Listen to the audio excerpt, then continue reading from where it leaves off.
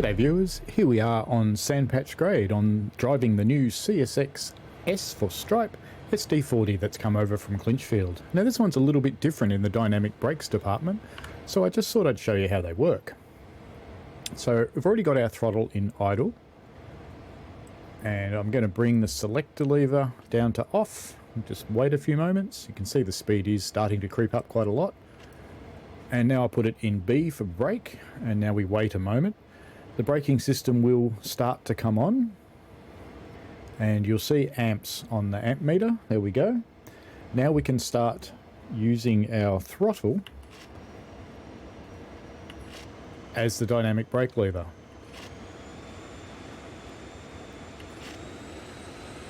Now you can see that this is starting to take effect, but since we are speeding, I'm going to show you the next part as well. So I'm going to put on just a little bit of loco brake, or sorry, a bit of train brake. There we go. And I'm going to bail off the independent.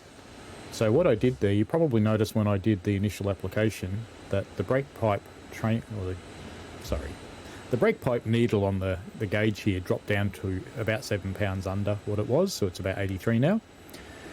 And the white needle here came up to about the 15 pound mark. When I bailed off, that's gone back to 0. Now that's quite important to make sure that you don't lock up your loco wheels and to keep the wheels turning freely, because dynamics really only work effectively when the wheels are turning. May surprise you. Now our speed's coming back under control with a combination of dynamics and the train brake. We don't have a lot of dynamic brake on at the moment, so I'm just going to start to increase that, but let's deal with this crossing first.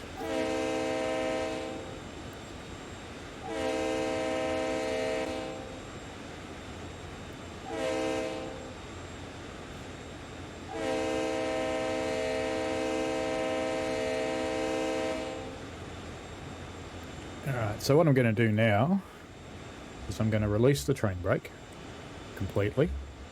And you'll see that brake pipe start to come back up. But I'm also going to increase the dynamics, because as the train brakes come off, the dynamics are going to need to take up more of the load.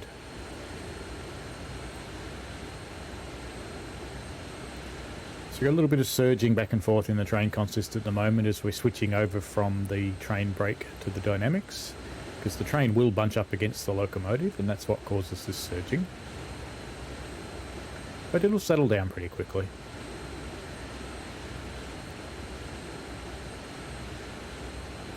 Now you want to stay under the speed limit, well under, when you're running on dynamics, because they're not really quick to respond to changes. You make a setting and you wait and see what that does. Maybe you increase it a bit, maybe you decrease it a bit, depending on how you're going. But you always set it and wait a little while. So that's really all I really needed to show you. So to recap, we used the selector lever to put the system into B for braking. Then we used the throttle to adjust the amount of dynamic braking that we had, and right now we're on 8. This locomotive goes from 0 to 10 for your dynamic braking notches. We did wait after putting it into B until we saw amps on the amp meter here. You also get to see those on the HUD. If you need to apply some train brake to keep your train under control, you can certainly do that. Don't go too evil on the application. You saw I did before, just an initial application, which is enough. And if you do that, make sure you bail off the locomotive brake, and you will be sweet heading down the hill. Alright, that's all I really wanted to show you for now, so thank you very much for watching. If you found this tutorial at all helpful, please let me know in the comments. If you've got any feedback, let me know that too. Always good to hear it. So, if you'd like to, subscribe and hit the little tinkly thing for notifications. Thanks heaps. This is Train on Train Sim World 2 New Journeys Expansion Pack. Thanks a lot. Bye. Thanks for watching, folks. I hope you enjoyed it. I always like to get your feedback in the form of likes and comments, because they help me understand what you want. Give the channel a subscribe and click on the tinkly things so you don't miss out on any new stuff. And thanks for your ongoing support. And please, be safe out there.